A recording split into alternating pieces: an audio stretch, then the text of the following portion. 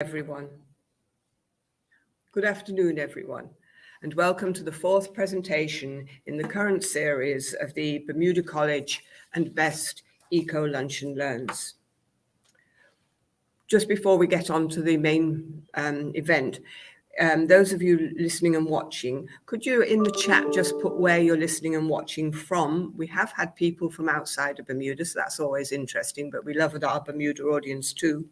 And also, how did you learn about it? That would be great. As we're going through each of the presentations, if you have any questions, you can put them straight into chat as you think about them, and we will come to those at the end of the three presentations.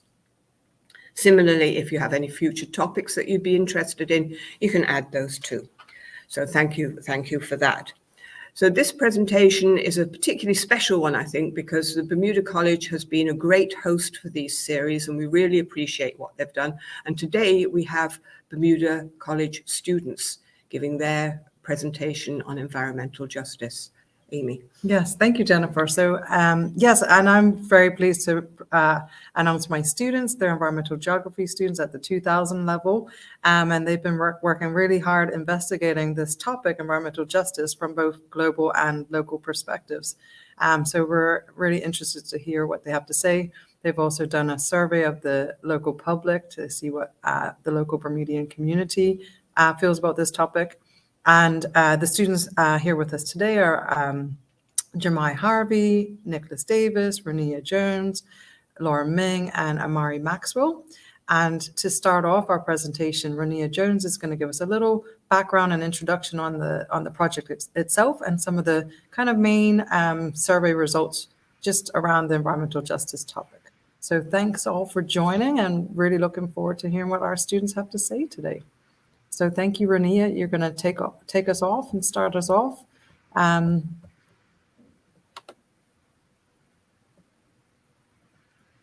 Okay, thanks, Rania.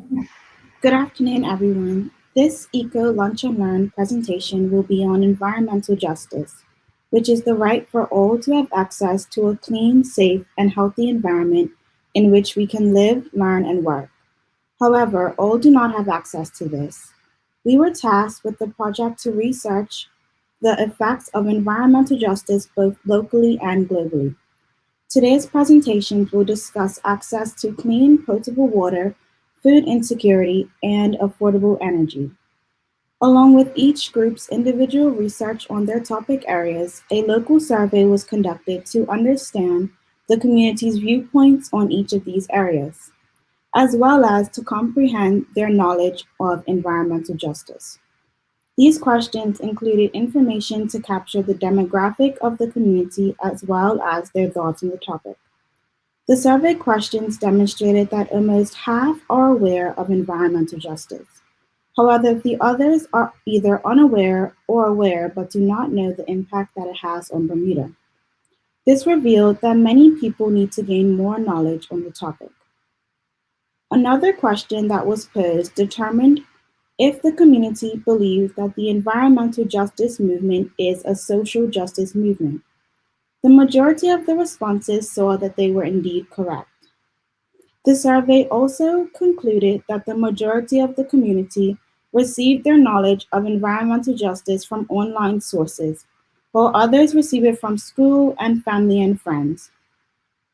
A question was asked to determine which issues of environmental justice pertain to the members of the community who participated in the survey.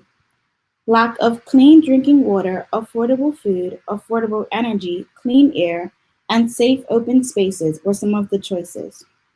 Also, the majority stated that they believe that they are more vulnerable to environmental justice issues due to climate change. Many people stated that they are affected by at least one or more of these issues. However, a third of the responses stated that they do not believe that they are affected by any aspect of environmental justice. The presentations that you will hear will help teach the community more about how access to potable water, food insecurity, and affordable energy not only affect our community, but also communities around the world. Now we will have Lauren share her presentation on potable water.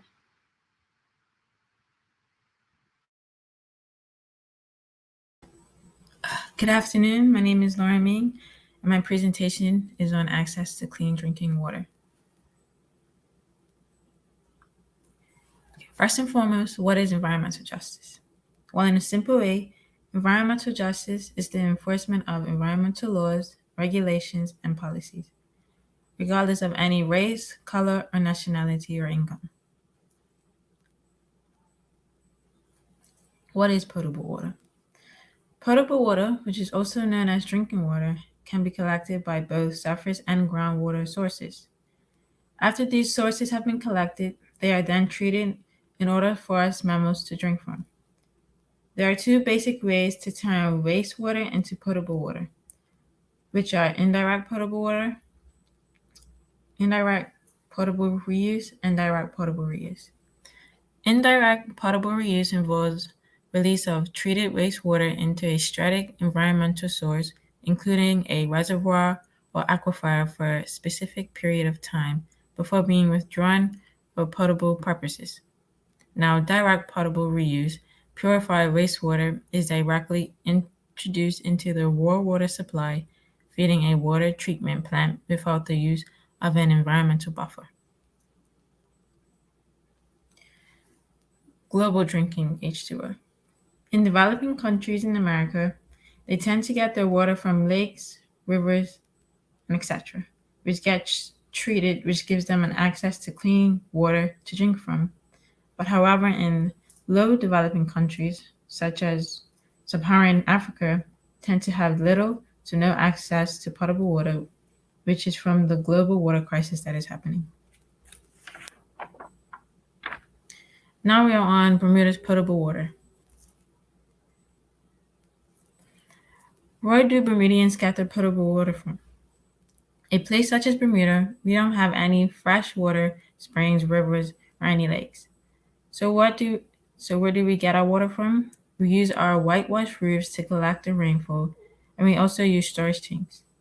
We do use underground water like wells, but we usually use the water for washing dishes or bathing.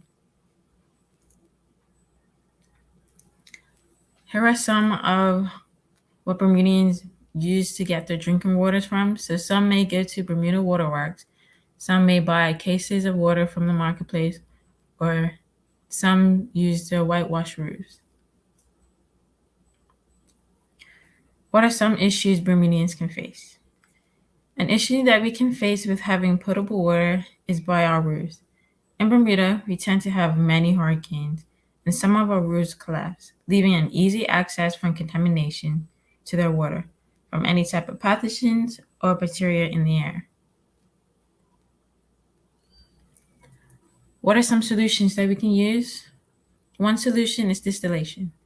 Distilling water is the oldest and most common method used to remove salt. In simple terms, distillation involves evaporating the water and then condensing it back into a liquid. Another is reverse osmosis. The technique uses high-pressure pumps to force contaminated water across a special membrane, which weeds out the bad stuff and lets the pure water through. And the last one is fluoride osmosis.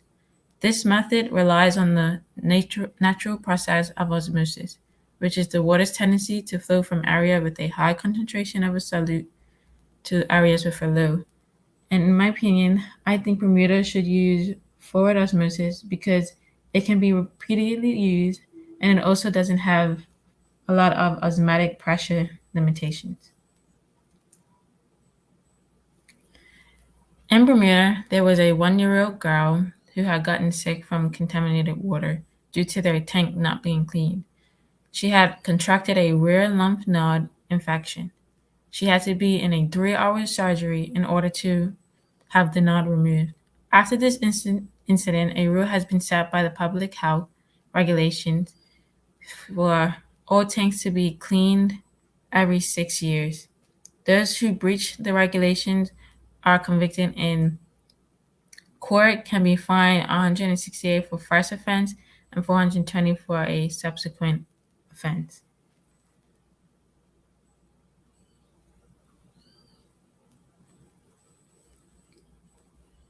Now we're on our surveys. So in a survey, it was asked, do you have access to clean drinking water? Majority of the Bermudians have access to potable water, indicating easy access to clean, consumable water. Therefore, the other 19 of Bermudians that do not or are unsure aren't home owners and they have to rely on someone. The other question that was asked is, no, why do you not trust your water? Most Bermudians do not trust their water because they either do not clean their water supply or are either in a high polluted area. Others have also specified that they do not trust their water because they do not clean their pipes as well. A question was asked, have you ever had your water tested? 43% of Bermudians have said they have not tested their water. This is because it is not affordable or they simply do not have any knowledge about it. Now, the 41% of Bermudians have gotten their water tested. Another question that was asked, if you have to buy potable water, where do you get it from? Most Bermudians seem to buy their water from supermarkets or from a local water distributor, indicating that most people trust a local source or supermarket than an in-home source. The others have stated that they import their water bottles. How is water supplied to your home? 80% has agreed that they get their supply of water by rainwater from our roofs rather than a pipe or other home sources. This is because getting water from the roofs is cheaper than it going through pipes or any other. However, the 10% specified that they get their waters from wells. Do you find the cost of the water affordable? In this graph, it shows that most Bermudians are able to purchase water to provide for their household. However, there are some Bermudians who simply disagree. And last but not least, do you believe that water quality in Bermuda could be better? 62% have agreed that the water quality in Bermuda could be better in the future, while 38% of the Bermudians have disagreed that our water could be better. I interviewed 5 different Bermudians about their drinking water. And so the first question I asked was, where does their drinking water come from? 2 out of the 5 I asked stated that they get their water from Bermuda Waterworks, while the rest get their water from either supermarkets or other places. The second question I asked, how often do they drink their water? All of them have replied that they drink their water almost every day. Another question that I asked was, do you filter your water? 3 out of the 5 said they do filter their water, but the 2 do not. And the last question I asked, what are ways they would clean their water? 4 out of the 5 said they would either get it tested or treated. However, one person did state that they would use a fruit peeler, which is a healthy way for people to filter the water. So, for example, a banana peel can be used to purify drinking water contaminated with any toxic heavy metals such as like copper or lead. Now, this is the end of my presentation of potable water. I hope you had a great understanding of it. Now we will have Amari Maxwell with his presentation.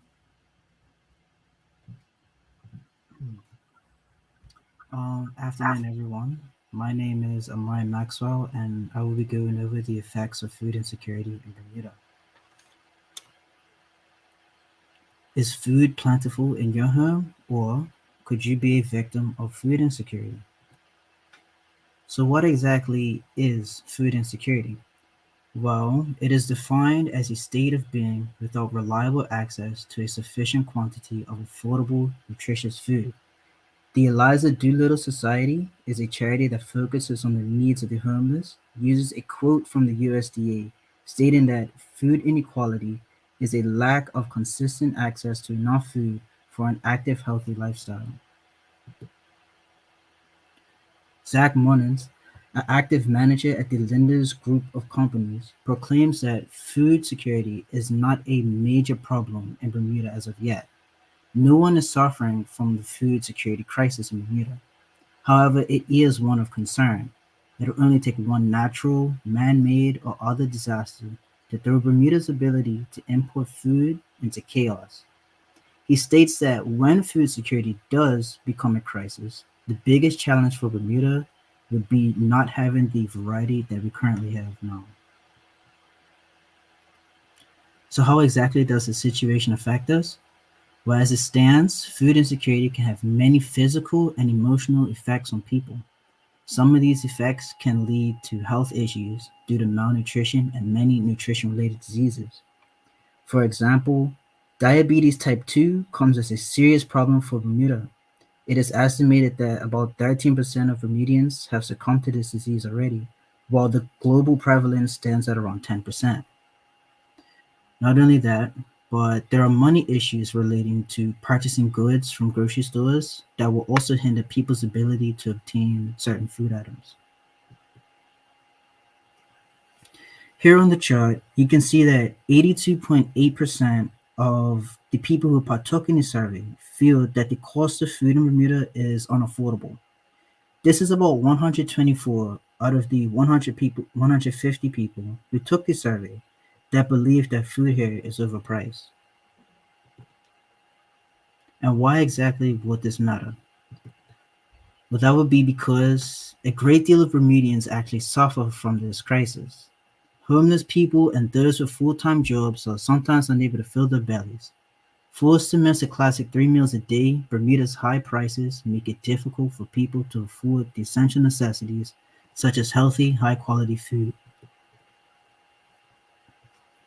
On this chart, it shows that the majority of people spend about 25% of their earnings on food.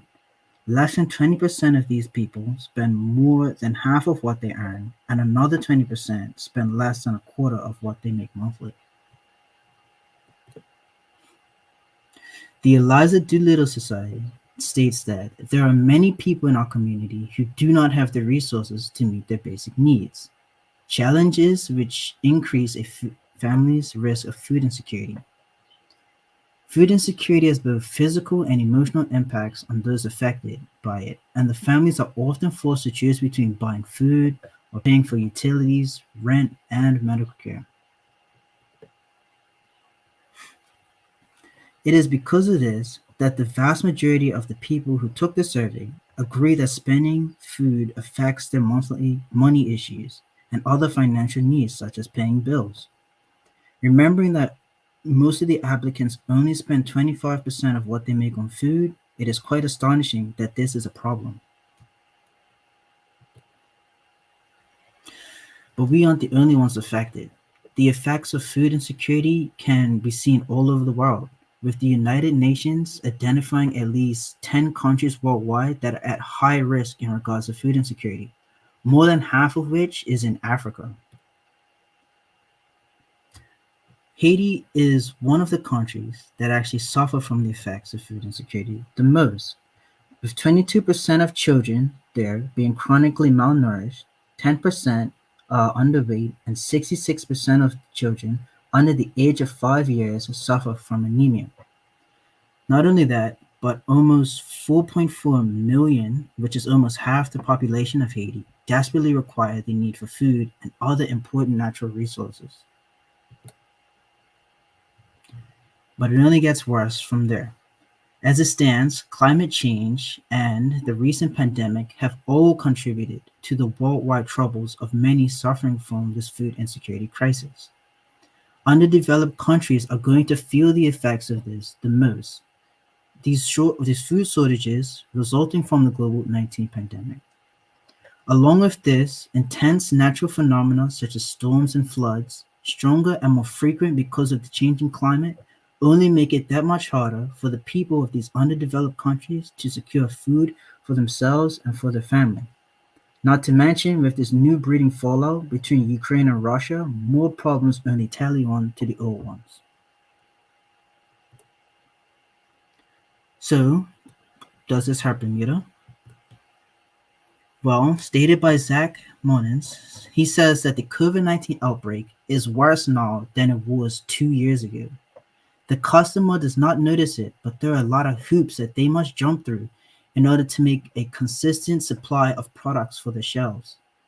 It is not something that you will read about, but for the most part, they are struggling. They're just going on with the task. Every day, they are informed by the vendors that some items aren't available. They have to find other ways of getting some of these products for themselves. He then goes on to remark that this invasion is going to put enormous pressure on the wheat market, and we will notice it when we are unable to obtain certain items, and when and we will certainly be negatively impacted by the Ukraine invasion. He goes on to remark that we already have been negatively impacted. Inevitably, Bermuda is going to feel the effects of this unfortunate event. As Ted explicitly states, along with the rest of the world, Bermuda will be impacted by food shortages and the increased gas and fuel price, which in turn will impact the cost of shipping all goods to Bermuda, including food. Unfortunately, this Ukraine incident will hurt Bermuda. Though 70% of people now are not affected by the number of meals they can have per day, 20.7% are sometimes affected, and 8.7% of people are always affected. If this war is truly going to hurt us further, then who's to say that the vast majority of that 70% won't join the 20, or the 20 the 8? And just think what might happen to the 8% of people that already suffer from meal deprivation. So, what could some solutions be? Well, Ted states that if they were granted power to ensure that the island has a consistent, healthy, and affordable food supply for the future, they would implement food equality and independence, the option for all people to produce at least some of their own food. Zach Monens also states that he would invest heavily in Greg at the food forest and his method of farming. The Food Forest in Bermuda is an agricultural service located in Southampton. They grow plants using a specific method called no-dig, which, as it sounds, avoids the aspect of digging in order to keep the sanctity of the soil life. This in turn keeps the microorganisms that help feed plant roots. He would also go on to support more of our local farmers. It appears that investing in Bermuda's own local farm growers is probably the best way to stall or stop food insecurity. With 86.8% of the total survey participants willing to support the growing of free edible fruits and vegetables, then it is probably for the best if we decide to pick up the mantle and start feeding ourselves. And now I will turn this presentation over to Nick and Jemai.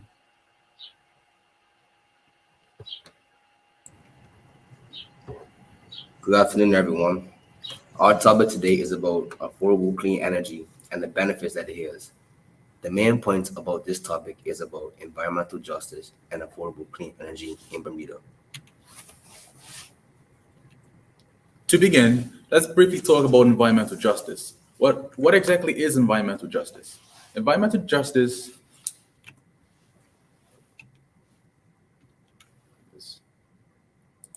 there we go. Environmental justice is the distribution of environmental benefits and burdens associated with economic production in a fair and equitable manner, such as inadequate access to healthy food, inadequate transportation, air and water pollution, and unsafe homes. Haiti, as an example, suffers from poverty for many different reasons, such as political oppression, natural disasters, and underfunded schooling.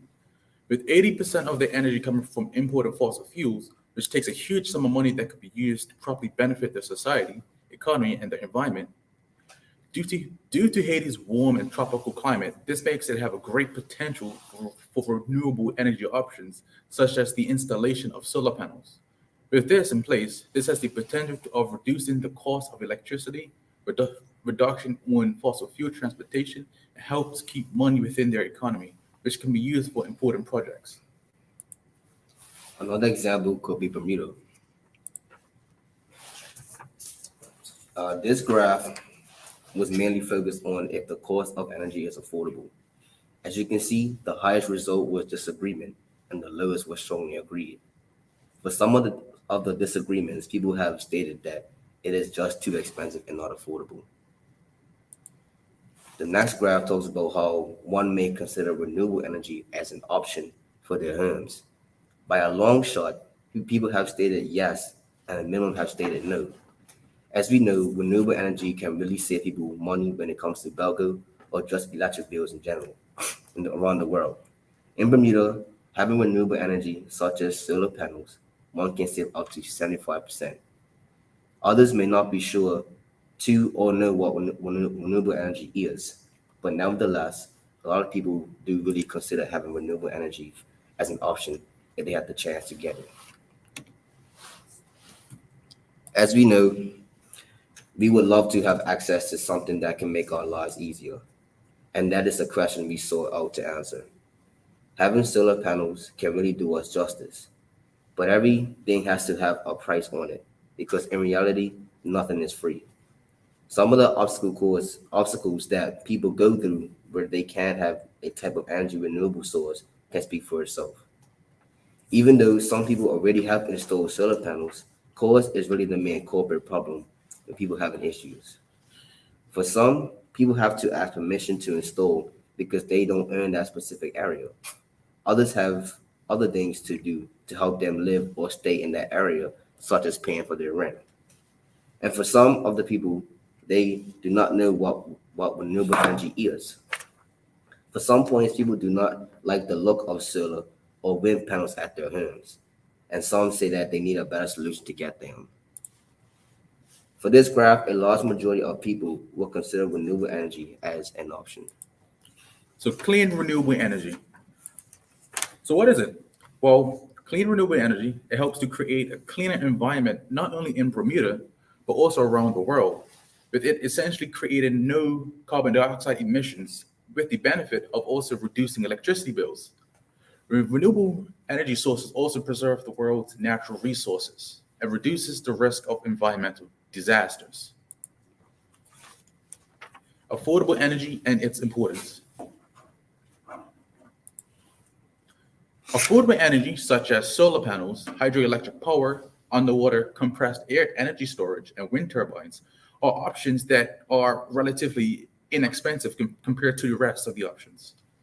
And these are important because it gives low-income families the option to change their energy plans, makes it easier to change with little hesitation, reduces global electricity consumption by buildings and industry by 14%, and improves the public's health and doesn't harm the environment.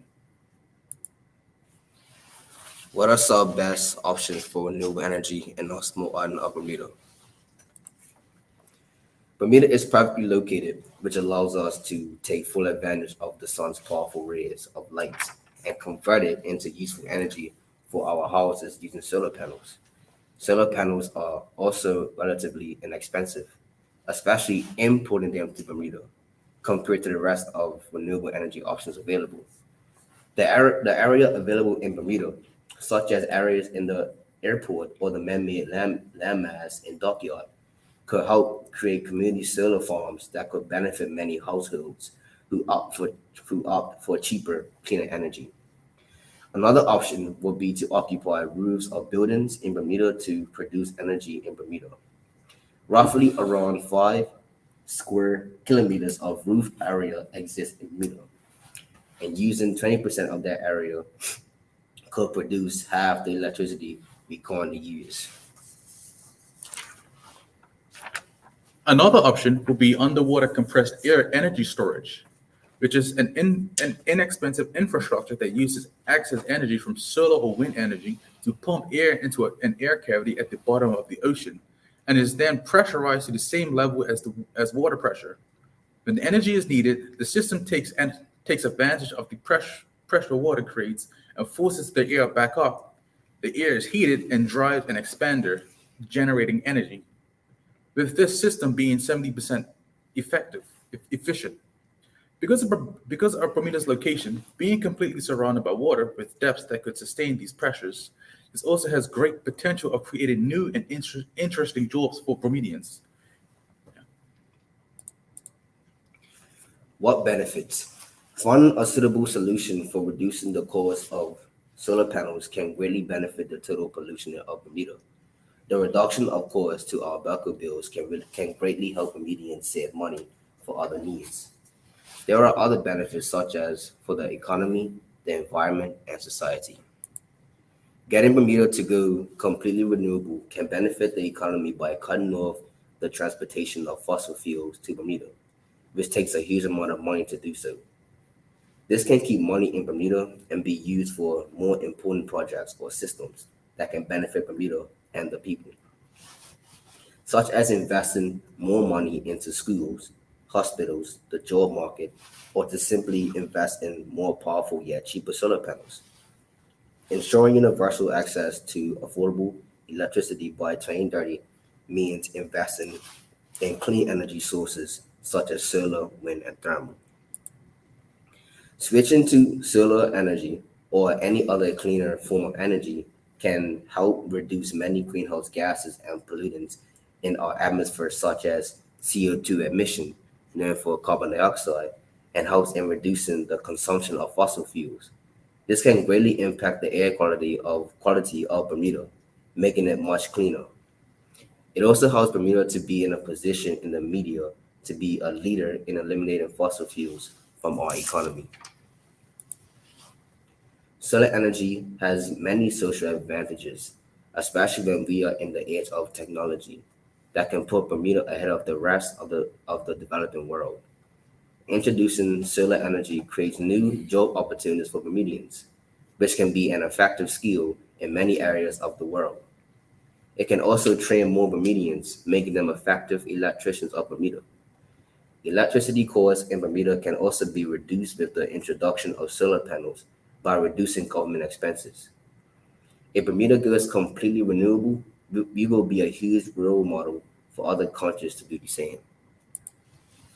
During this project, no, it's not up there. It's weird.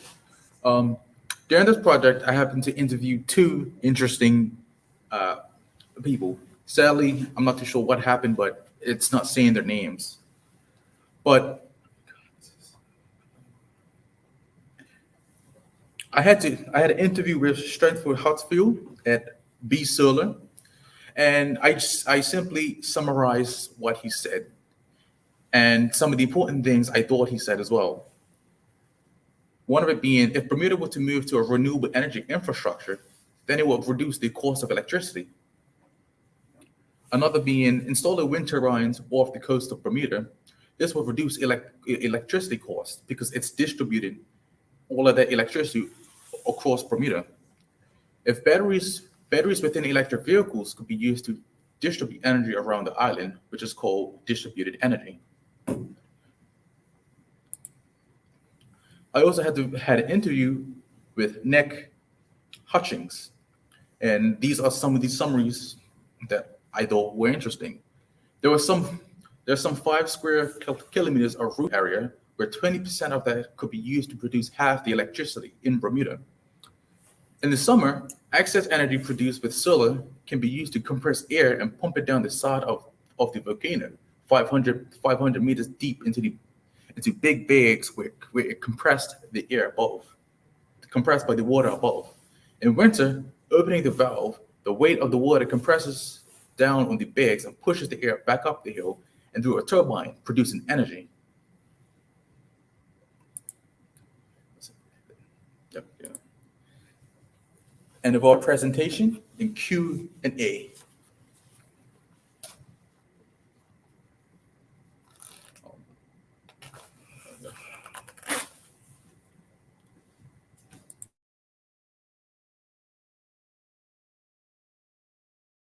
Miss Harvey, I think you're mute. Thank you, Lauren. Yes, I was on mute. So thanks all to those wonderful presentations and your research on each of your subject matters. Those were the topics that we felt were most pertinent to Bermuda: access to clean water, drinking water in particular, access to affordable, nutritious food, so food security, and then last but not least, access to affordable energy, right? So yeah, we're going to open it up to the audience for hopefully some questions from them and just get a discussion going. But we'll start off, of course, with a question or two from Jennifer and I. So we'll start, I guess, at the beginning For me, one of the things that stood out was in Lauren's presentation about that poor baby that was affected by contaminated water. And I think that kind of brings to light that, you know, Bermudians and the Bermudian people, residents in Bermuda, you know, aren't necessarily buffered from some of these environmental impacts that obviously is one of the aspects of environmental justice, not having access to clean drinking water being one of them, and lack of control over your drinking water, which is often the case when you don't own the house that you live in. So my question, this is a long way about asking it, is, Lauren, did you think that the court outcome in terms of the fine then instituted was enough to encourage landlords to clean their water tanks more frequently and their roofs? Truthfully, no. I feel like it shouldn't even be a fine. I feel like there should be like probably jail time, because it did state in the article that she's still suffering from the infection. Right. So it's like she's like has a long-term infection now, or is still getting over it since she was 1.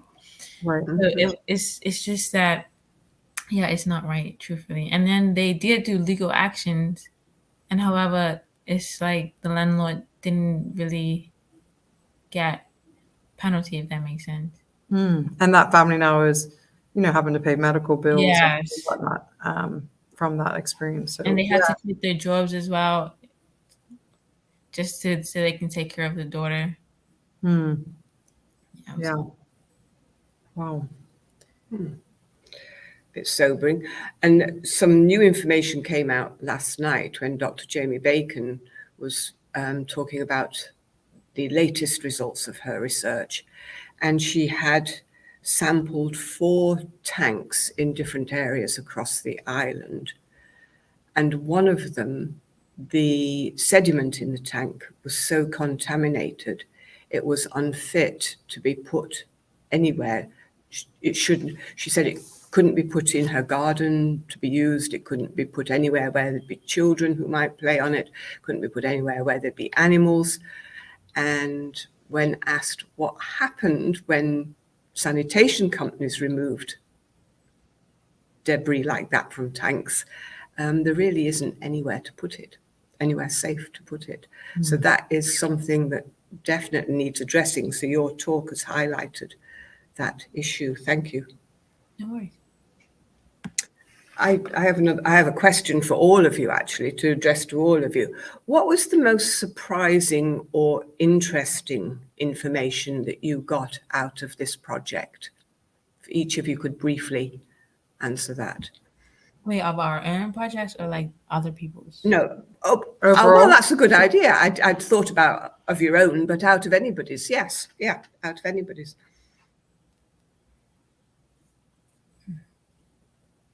Well, for Jemai and Nick's one, the renewable energy, how they was talking about how we have a great way to get like solar power because of where we're located, since we have that good sun rays.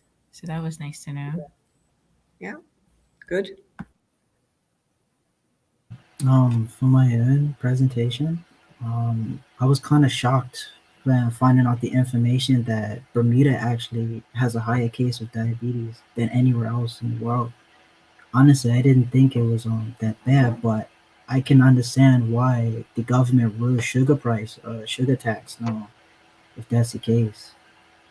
Right, and that's a good point, because they had to enlarge the dialysis unit, which is now running almost 24 hours a day, 7 days a week, to accommodate people with renal failure, mostly brought about by diabetes. So it is a shocking statistic, and one that you shouldn't be proud of being top of the tables for. Yeah, but yeah. Well, I'm glad that came across to you. Thank you.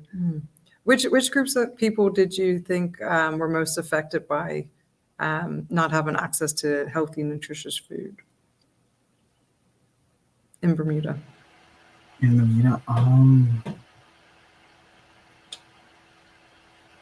I'm not too sure to say because I don't want to just blurt anything out there, but I would I would go on to say majority of the people who um probably because I don't just want to like say anything because I'm kind of afraid to say it, but I feel like the people who be affected the most from its food insecurity in Bermuda would have to probably be some of the black people here who are kind of who either have large families and can't really tend to take care of them, or they just because a lot of it here is kind of, as I said, overpriced. A lot of it is costing a lot. And I have a lot of friends whose mothers are kind of suffering from this problem as well. So I'd say the black people here in Bermuda suffer from the crisis the most. So race definitely could be a factor. I think age is one that we should investigate as well. As people go retire and are on a limited budget.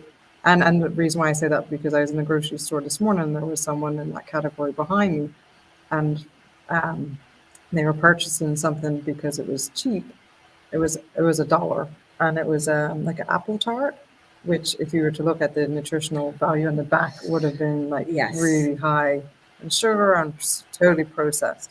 But it was an affordable option, right? I was actually I couldn't believe that it was only $1. I was like, is anything $1 in Bermuda? Yeah. But so I think definitely race should be one that we could explore more in terms of if they're being affected more, and age. I think definitely is another demographic to consider. I'm fortunate because when I did fill in the survey, and I was able to say that only a small portion of my income goes on food, because I'm fortunate in having my own garden that I can grow quite a lot of vegetables. Certainly at the moment, this time of year, I'm getting loads of green vegetables out of the garden, and the tomatoes are coming along nicely. So being able to grow your own and having some land is a good thing. And I'm pleased to see that community gardening seems to have taken off, particularly during COVID. So that's an area that people could explore. Though again, not every older person is able to garden. So there is that problem too if their health isn't good. But I'm fortunate from that point of view as an elderly person. Well, it's because you garden and keeps you fit. Yes. She has a beautiful garden. So just to get us back on to Jennifer's original question about one of the interesting things you learned either from yourselves or your own presentation or from one of the others. Nick, Jemai, and Ronia, if you could comment, that would be great. I could comment on that for my presentation. And this was when I was doing an interview with Nick, and where he brought up underwater compressed air energy storage, which was something I actually did not know about. And when he explained to me what it was, I was like, wow, that is some simple stuff when you kind of just think about it, because we're surrounded by water and it just needs that alone. And that using just excess energy from, let's say, solar panels for, I guess, in the winter time when just little sunlight, we could produce even more energy just by that alone. Yeah. I didn't know that either. That was amazing. That's absolutely amazing. Something that I need to look into a bit more. Thank you. Yeah. Thank you for finding that out. I got something there. Oh yeah, we have a comment actually. One, I guess, for Nick and Jemai from Premier Veritier. I don't know if I'm saying it right, but thanks for the comment. So they were talking about oil that's discarded from restaurants potentially being used in cars as a solution. What do you guys think about that?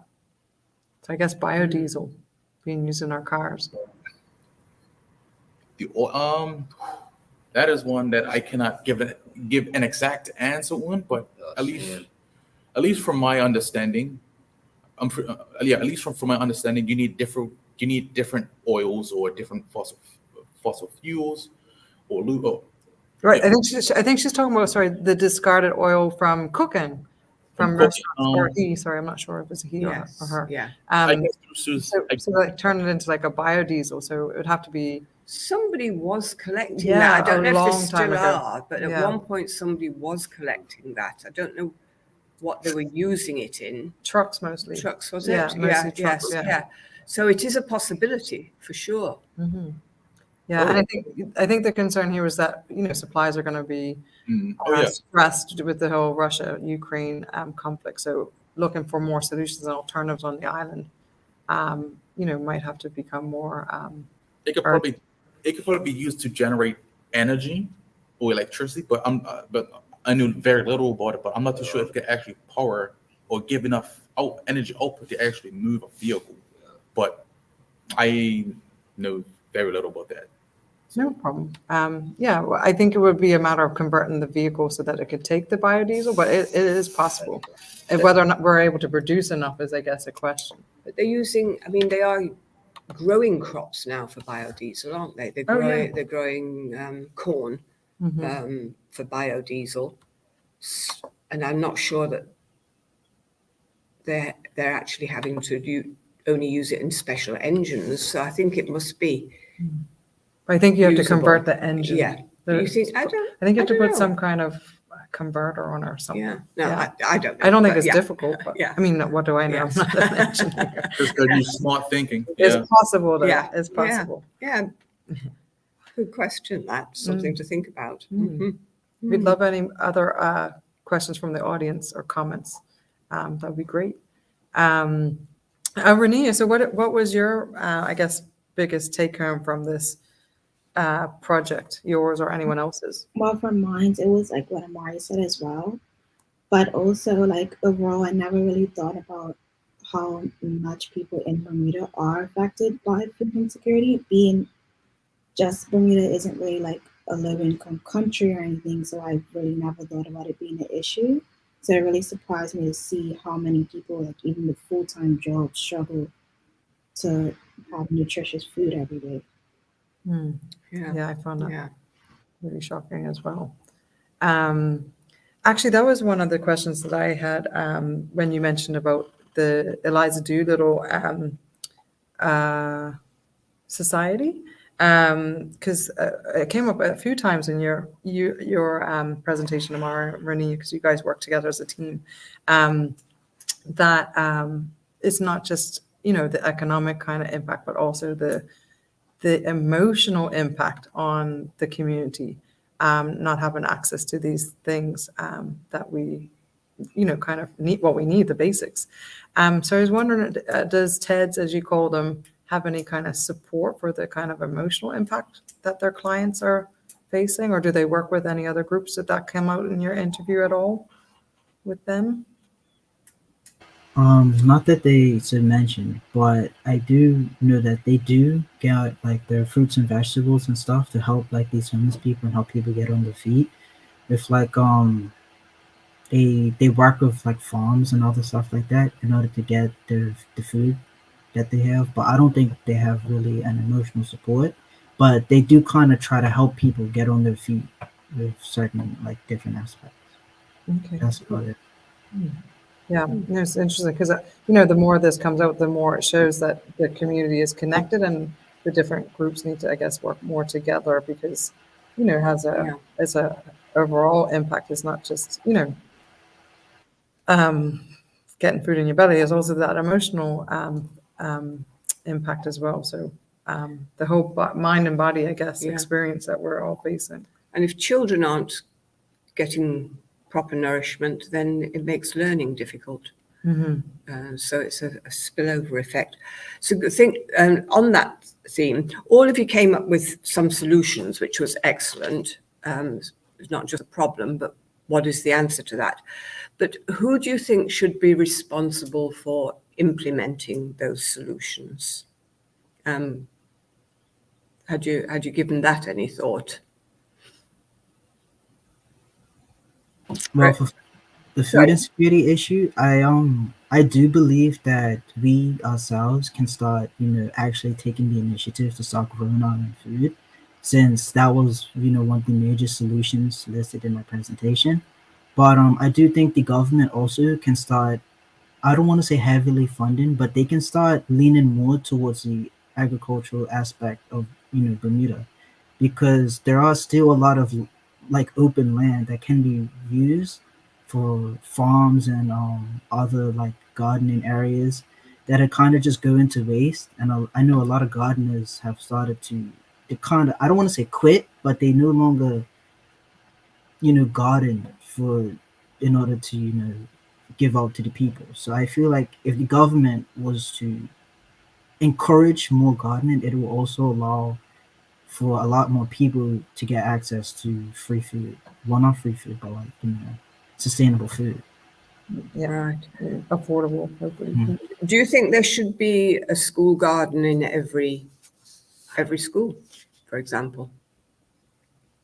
I do believe that there should be a garden for every school. I know when I went to primary school, there was a big garden at my one, but I know not all the conditions may be right for having a garden. I know T and Tatum was shut down because they were excessive mode, so gardening there might have been a problem or issue. But I do think that every school should at least strive to plant a garden and educate the children there about gardening, and in order to, push forth the kind of, agricultural aspect of everything. Thank you.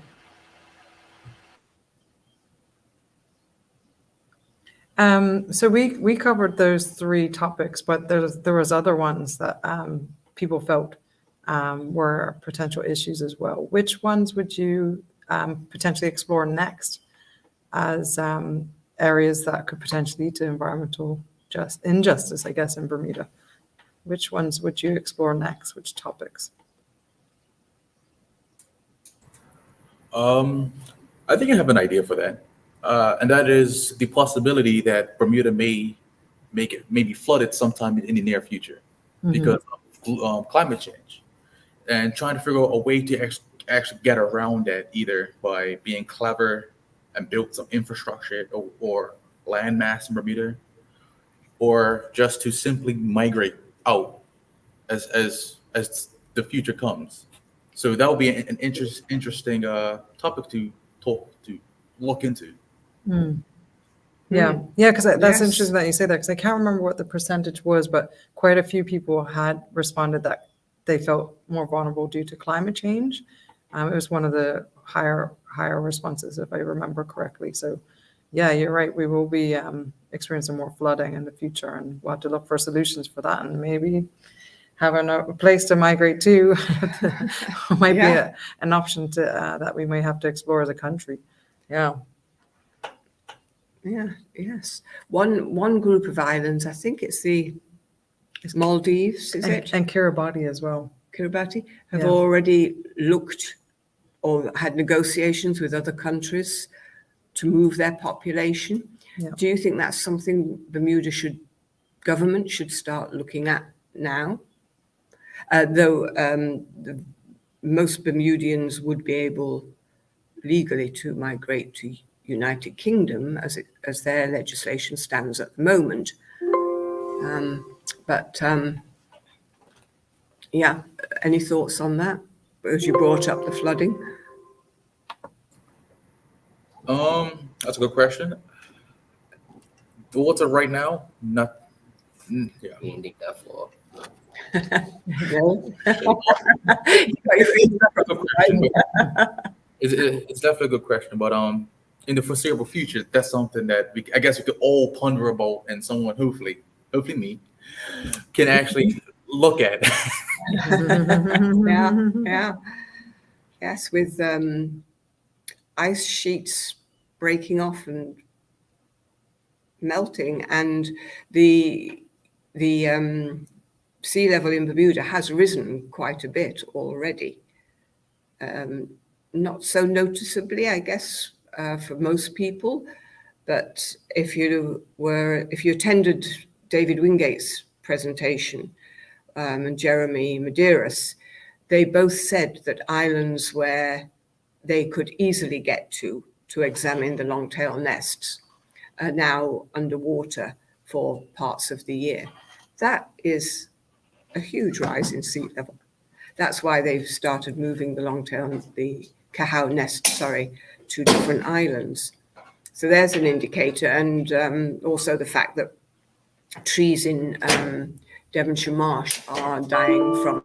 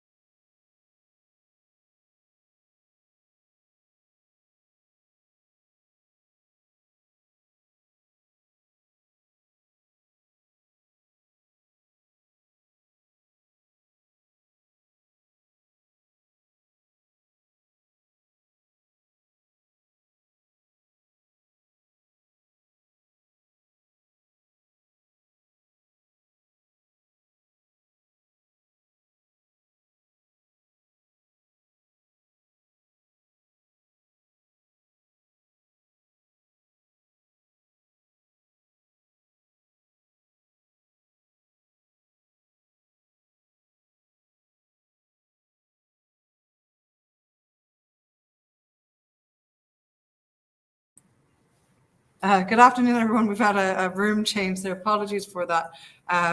We had a bit of a technical error in our other room. So I'm not quite sure where Jennifer was, where she left off, but we're just going to wrap up anyway because it's almost time. So thank you all for joining us. I just want to thank Bess, the Bermuda Environmental Sustainability Task Force, and Jennifer Flood, who is the representative who is with us today.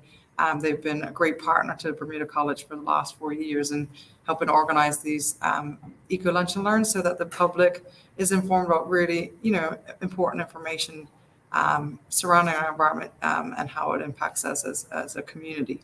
And today, I really want to thank the students that presented. You all did a great job and really appreciate the research in each of your areas and just the ability to showcase to Bermuda that this is an issue that we need to be aware of. So we're not protected, even though we're, quite a privileged society. We still have these issues that we need to be aware of and to figure out solutions so that all of our community has equal access to a clean environment and to all of those basic needs that we require to have a good quality of life. So thank you all and appreciate you joining us today for our Eco Lunch and Learn. Have a wonderful day.